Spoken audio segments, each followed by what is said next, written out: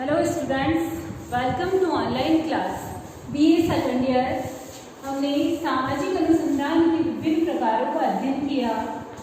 आज इन सामाजिक अनुसंधान के विभिन्न प्रकारों के अंतर्गत स्टूडेंट्स हम जिस सामाजिक अनुसंधान के प्रकार या शोध का अध्ययन करने के लिए जा रहे हैं वो है ऐतिहासिक शोध या फिर ऐतिहासिक अनुसंधान। इसका अध्ययन करने जा रहे हैं सामाजिक अनुसंधान की ऐतिहासिक अनुसंधान या ऐतिहासिक शोध अनुसंधान पद्धति का अध्ययन करने के लिए जा रहे हैं। ऐतिहासिक अनुसंधान पद्धति या ऐतिहासिक शोध, स्टूडेंट्स नाम से पता चल रहा है कि ऐसी शोध या ऐसा अनुसंधान जिसके अंतर्गत ऐतिहासिक घटनाओं की विश्वसनीयता और सत्यता को जानने के लिए ऐतिहासिक घटनाओं का अध्ययन करके क्या किया जाता है, तथ्यों का संकलन किया जाता है।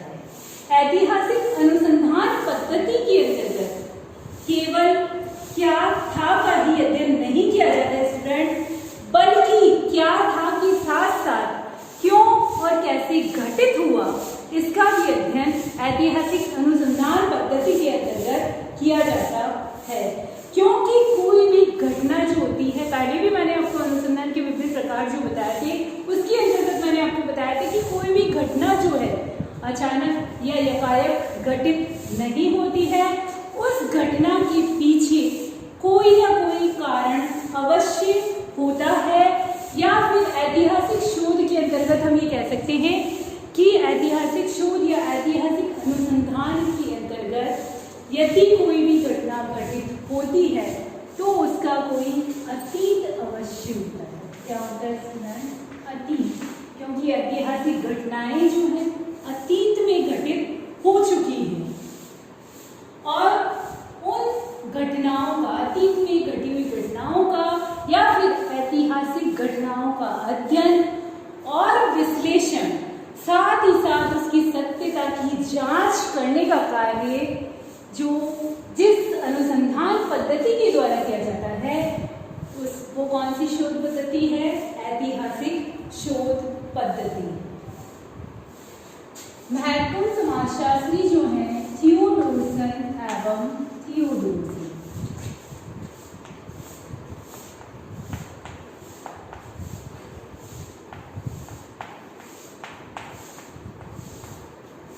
इन्होंने ऐतिहासिक अनुसंधान पद्धति के माध्यम से ये समझाने का प्रयास किया है स्टूडेंट्स कि ऐतिहासिक अध्ययन में सूचना के जो स्रोत होते हैं, कौन से होंगे सूचना के स्रोत?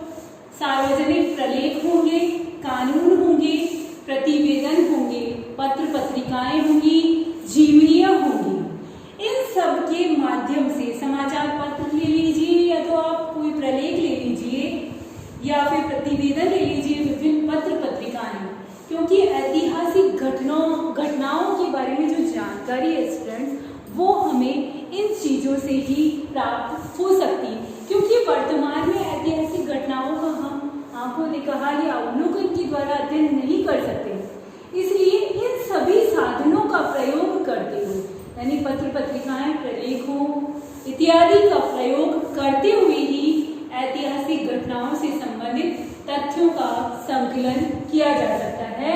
तो ये कार्य ऐतिहासिक अनुसंधान पद्धति के द्वारा किया जाता है। साथ ही साथ रैडक्लिफ ब्राउन, ये भी एक महान समाजशास्त्री माने जाते हैं।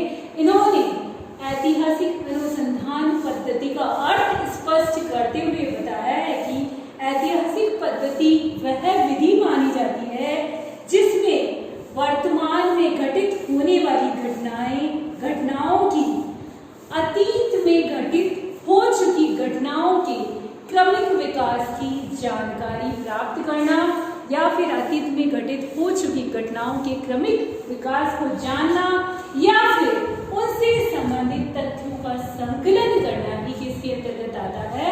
ऐतिहासिक अनुसंधान पद्धति के अंतर्गत आता है। तो इस प्रकार यदि आप किसी भी सामाजिक समूह, सामाजिक संस्था, समाजों, सभ्यताओं की उत्पत्ति और विकास इत्यादि को जानना चाहते हैं या इनके कार्यक्रम के अनुसार क्रमिक विकास को जानना चाहते हैं तो आपको कौन सी शोध पद्धति का उपयोग करना पड़ेगा? ऐतिहासिक शोध पद्धति का उपयोग करना पड़ता है। विभिन्न समाजशास्त्रियों ने ऐतिहासिक शोध पद्धति के विभिन्न स्रोतों का भी उल्लेख किया है।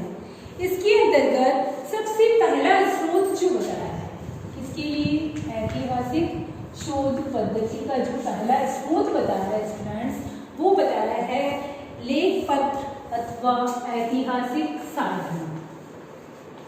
लेख पत्र अथवा ऐतिहासिक साधन, यानी इतिहास में जो भी लेख पत्र लिखे जा चुके हैं, लेख पत्र का मतलब जो पत्र लिखे जा चुके हैं या फिर ऐसे कोई ऐतिहासिक साधन, प्रलेख वगैरह हैं, इन सभी के द्वारा इन स्रोतों का उपयोग करते हुए ऐतिहासिक अनुसंधान या फिर ऐतिहासिक शोध जो है वो की जा सकती है। दूसरा जो बताया इन्होंने स्रोत के अंतर्गत वो बताया है सांस्कृतिक एवं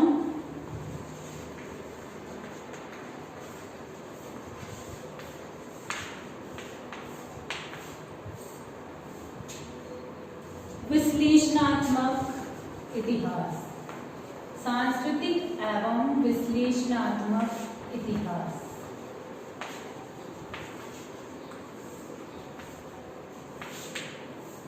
संस्कृति से संबंधित जो भी आपको जानकारी प्राप्त करनी है तो इससे संबंधित विभिन्न डायरिया, पत्र, संस्मरण, जीवन इतिहास, धार्मिक ग्रंथ, आत्मकथाएं, व्यापारिक समझौते इत्यादि के द्वारा हम जानकारी प्राप्त कर सकते हैं।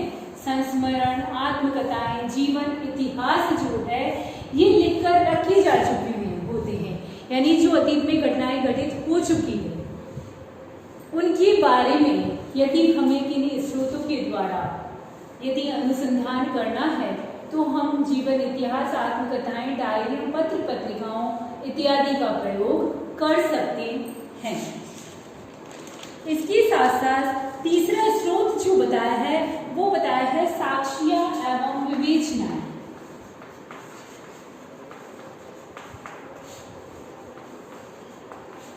विभिन्न लोगों के द्वारा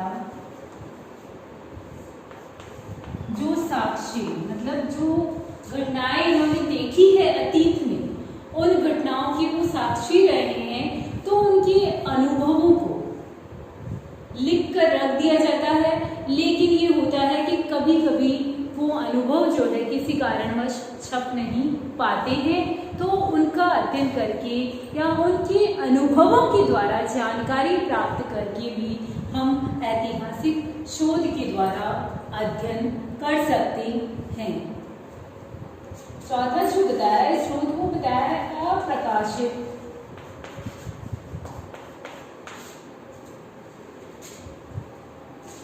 दुर्लभ हस्तलेख। क्या मतलब हुआ इससे? अप्रकाशित दुर्लभ हस्तलेख जो कि प्रकाशित नहीं हो पाए। मैंने अभी भी पहले भी बताया आपको, कुछ अनुभव या कुछ साक्षी या कुछ व्यक्ति ऐसे होते हैं जिनके अनुभवों को का प्रकाशन नहीं हो पाता है, तो वो क्या करते हैं, अपने हाथों से उस चीज को लिखकर रख देते हैं। तो ये अप्रकाशित दुर्लभ हस्तलेख भी जो है हमारी ऐतिहासिक अनुसंधान पद्धति के अंतर्गत महत्वपूर्ण स्रोतों के रूप में प्रयोग किए जा सकते हैं। या फिर हम देखते हैं अनेक जो शिलालेख होते हैं, क्योंकि अतीत की घटनाओं के बारे में हमने देखा है अनेक राजा महाराजाओं ने शिलालेखों पर यानी पत्थर पर खुदाई करवा कर अनेक लेख लिखवाए हैं। उनके द्वारा भी हमें अतीत के बारे में जानकारी मिलती है।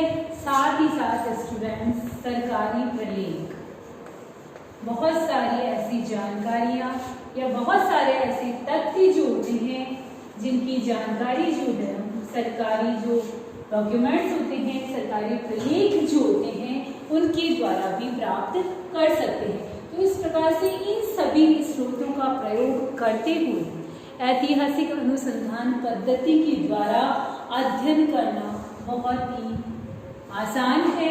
साथ ही साथ इन स्रोतों का प्रयोग करते हुए जो अध्ययन किया जाता है वो अध्ययन विश्वसनीय और वस्तुनिष्ठ भी माना जाता है। ऐतिहासिक अनुसंधान पद्धति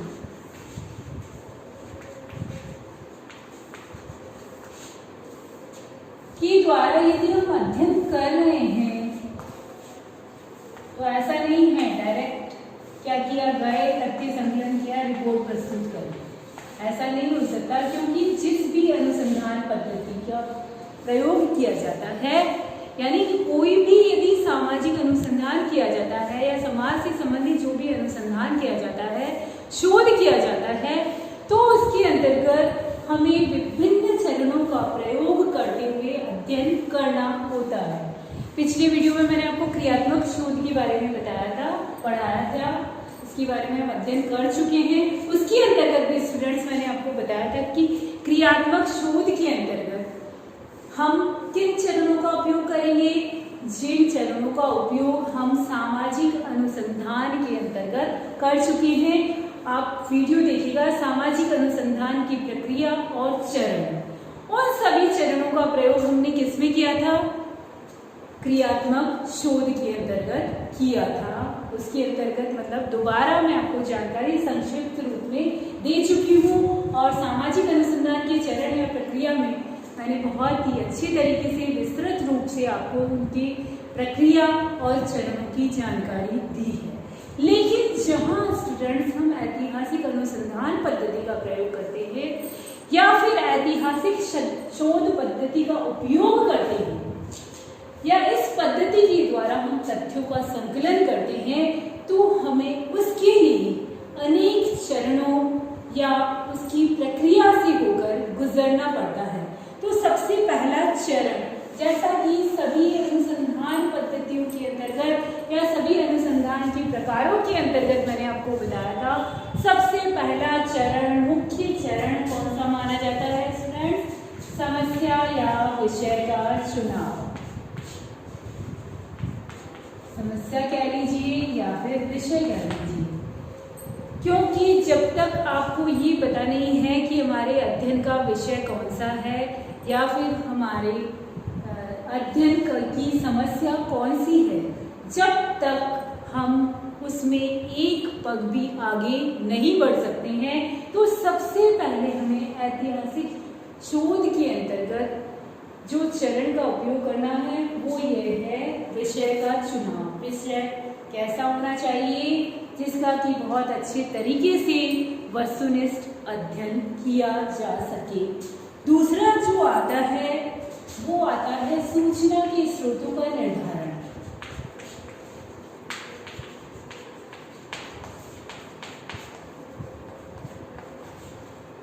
स्टूडेंट, सूचना के स्रोत, हमारा पूरा चैप्टर पढ़ा है हमने। सूचना के स्रोत जो हैं दो प्रकार के होते हैं, प्राथमिक और द्वितीयक। अत्यंत ही विस्तृत जानकारी दे चुकी हूँ मैं पूरे चैप्टर के अंतर्गत आपको, तो इसमें आपको संक्षिप्त रूप में बताना चाहूँगी कि जिन सूचनाओं से, जिन स्रोतों से हमें तथ्यों का संकलन करना है, उन स्रोतों का निर्धारण करना पड़ेगा।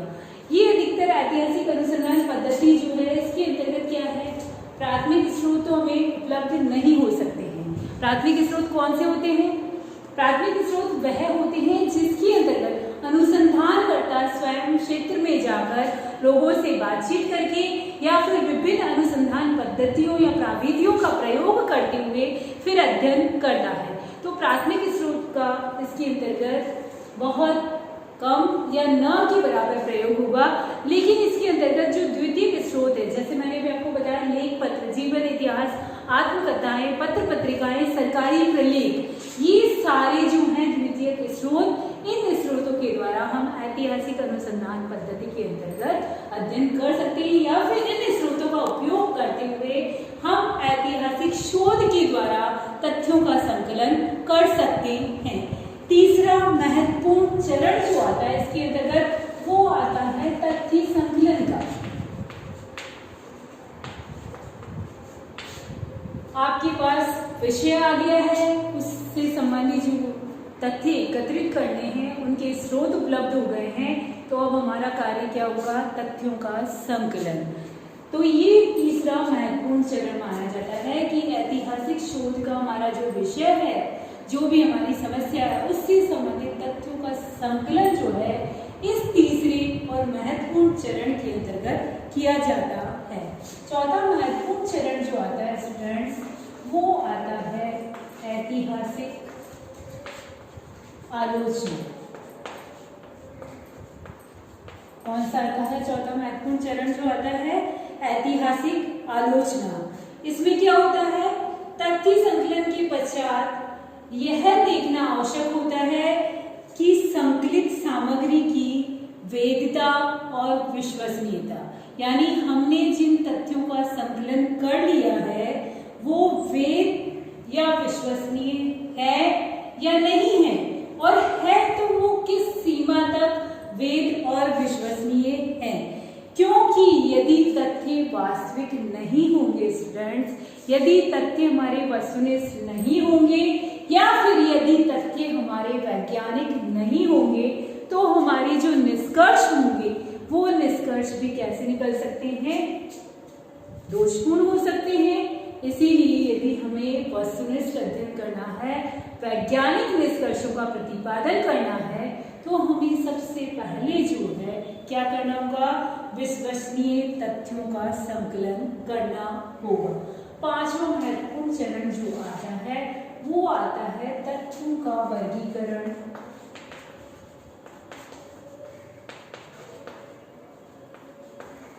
एवं संगठन। कौन सा आता है, तथ्यों का वर्गीकरण एवं संगठन। अनुसंधान के चरणों में भी बताया था वर्गीकरण क्या होता है, समान विशेषताओं के आधार पर विभिन्न तथ्यों का वर्गों में विभाजन क्या कहलाता है, वर्गीकरण कहलाता है। यानी हमने जो तथ्य एकत्रित किए हैं या फिर ऐतिहासिक शोध के द्वारा जिन तथ्यों का संकलन किया जा चुका है, उन तथ्यों को समान विशेषताओं के आधार पर हमें एकत्रित करना होगा, यानी उनका वर्गीकरण करना होगा, और वर्गीकरण के बाद उन्हें उनके शीर्षकों के आधार पर विभाजित करके हमें क्या करना होगा, उनका संगठन करना होगा। अगला महत्वपूर्ण चरण जो आता है वो आता है विश्लेषण एवं व्याख्या। तथ्यों का संकलन करने के पश्चात क्या होगा, उनको विश्लेषित किया जाएगा और विश्लेषित करके स्टूडेंट्स उनकी व्याख्या करना भी महत्वपूर्ण चरण के अंतर्गत आता है। अंतिम महत्वपूर्ण चरण जो आता है वो आता है प्रतिवेदन का निर्माण, यानी अंत में जो भी तथ्य संकलित किए गए हैं उन तथ्यों की रिपोर्ट तैयार करके, उन तथ्यों का वर्गीकरण, विश्लेषण, व्याख्या करने के पश्चात रिपोर्ट तैयार करके जो प्रस्तुत की जाती है वो क्या कहलाता है, प्रतिवेदन कहलाता है। इसके अंतर्गत जिन चीजों का ध्यान रखा जाता है वो है कि प्रतिवेदन लिखते समय सबसे पहले तो आपका लेख जो है वो कैसा होना चाहिए, स्पष्ट होना चाहिए, ताकि जो अन्य व्यक्ति उस शोध का अध्ययन करें वो उसके लिए बोधगम्य हो। इन द सेंस बोधगम्य से क्या है कि वो अगला व्यक्ति जो आपके शोध या अनुसंधान को पढ़ना चाह रहा है या पढ़ रहा है, उसको वो आसानी से समझ में आ जाए, रुचिकर हो, उचित और अच्छी भाषा शैली का उसके अंतर्गत प्रयोग किया गया हो। तो इन सभी तथ्यों को ध्यान में रखकर प्रतिवेदन या रिपोर्ट जो है प्रस्तुत की जाती है। ऐतिहासिक अनुसंधान पद्धति के विभिन्न चरणों को जानने के पश्चात हम ये जानने का प्रयास करेंगे कि ऐसे क्या कारण हैं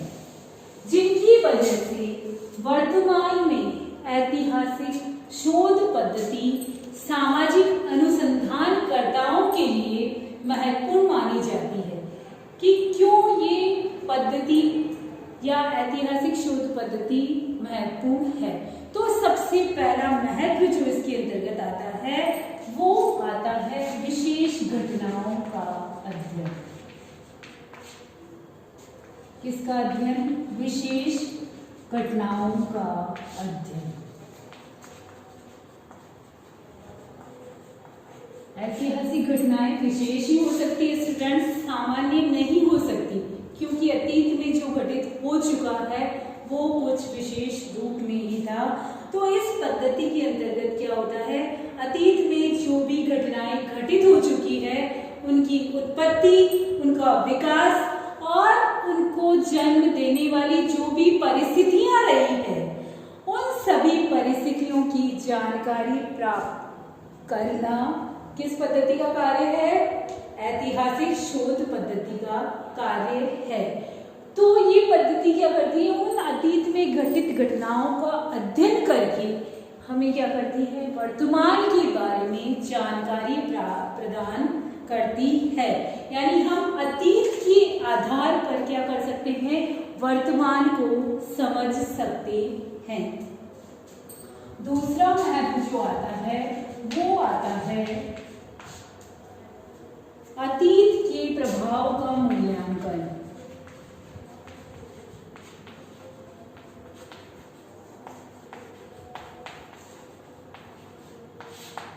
इसका मूल्यांकन, अतीत के प्रभाव का मूल्यांकन। अतीत का प्रभाव जो है वर्तमान तक कैसे पड़ रहा है, किस रूप में पड़ रहा है, क्योंकि उससे कोई भी विमुक्त नहीं हो सकता है। इसीलिए अतीत के मूल्यांकन या अतीत के प्रभाव का यदि हमें मूल्यांकन करना है, उसको जानना है और उसको अच्छी तरह से समझना है, तो हमें ऐतिहासिक शोध पद्धति का उपयोग करना पड़ेगा। तीसरा जो आता है महत्व वो आता है सामाजिक शक्तियों का अध्ययन। इसका अध्ययन, सामाजिक शक्तियों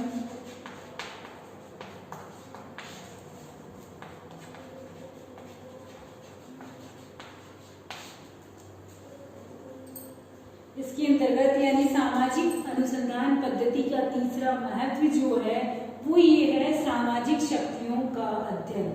क्या कि वर्तमान में जो हमारी सामाजिक व्यवस्था है उस सामाजिक व्यवस्था का निर्माण करने वाली कौन है, विभिन्न प्रकार की क्या है, सामाजिक शक्तियां हैं। तो इन सामाजिक शक्तियों के प्रभाव और विकास का अध्ययन ऐतिहासिक पद्धति के द्वारा ही किया जा सकता है। यानी जो भी शक्तियां वर्तमान में कार्य कर रही हैं वो अतीत में किस प्रकार से और कैसे कार्य कर रही थी, इन सभी का अध्ययन यदि हमें करना है स्टूडेंट, तो किसके आधार पर कर सकते हैं, हम ऐतिहासिक शोध पद्धति के द्वारा कर सकते हैं। चौथा महत्व जो आता है वो ये आता है समाजशास्त्रीय दृष्टिकोण की व्यापकता।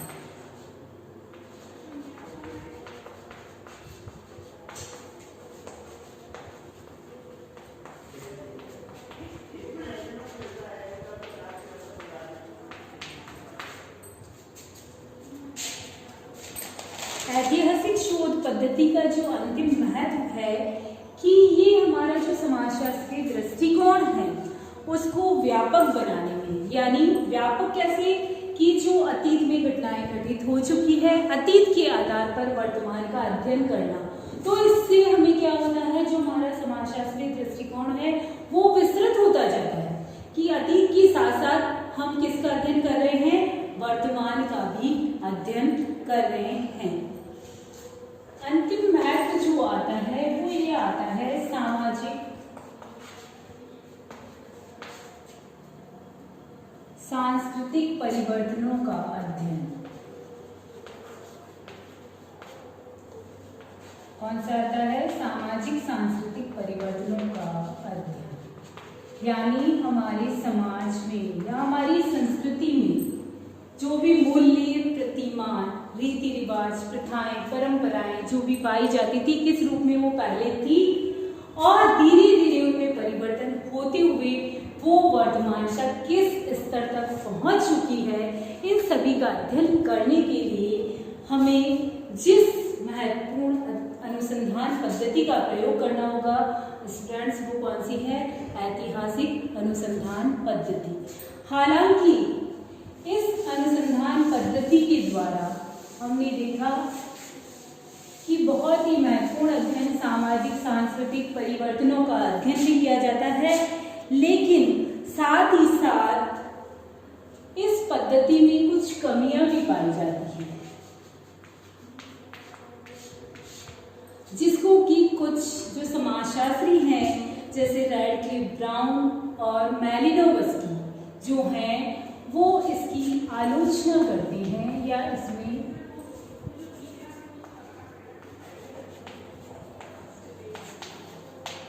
कुछ कमियां बताते हैं कि हर जो सामाजिक अनुसंधान होता है, सामाजिक शोध होती है या फिर ऐतिहासिक पद्धति में जो भी शोध किया जाता है वो किसके आधार पर कर लिया जाता है? अटकलों के आधार पर। कोई भी अटकल लगा ली कि हाँ अतीत में ये घटना घटित हुई थी और उसका उल्लेख जो है इस शोध के अंतर्गत कर दिया जाता है, या फिर अनुमान के आधार पर। तो किन्हीं अटकलों या अनुमान का प्रयोग करते हुए जो भी शोध की जाती है वो शोध जो है कभी भी वस्तुनिष्ठ नहीं हो सकती है, या फिर उसके द्वारा जो भी निष्कर्ष निकाले जाते हैं वो निष्कर्ष जो है वैज्ञानिक नहीं हो सकते हैं। कैसे नहीं हो सकते हैं? वैज्ञानिक नहीं हो सकते हैं, वस्तुनिष्ठ नहीं हो सकते हैं। साथ ही साथ ये पद्धति जो है ऐतिहासिक अनुसंधान पद्धति जो है वो समाजों के अध्ययन के लिए अनुपयोगी मानी जाती है। क्यों मानी जाती है? क्योंकि ऐसा आवश्यक नहीं है कि हर किसी का लिखित इतिहास जो है हमें उपलब्ध हो। तो जब हमारे पास इतिहास या अतीत ही नहीं है तो हम वर्तमान का अध्ययन कैसे कर सकते हैं? किंतु फिर भी इतनी कमियां होने के बावजूद भी वर्तमान में ऐतिहासिक अनुसंधान पद्धति जो है समाजशास्त्र के अंतर्गत विभिन्न जो द्वितीयक स्रोत है उनके द्वारा अध्ययन करने के लिए अत्यंत ही महत्वपूर्ण मानी जाती है।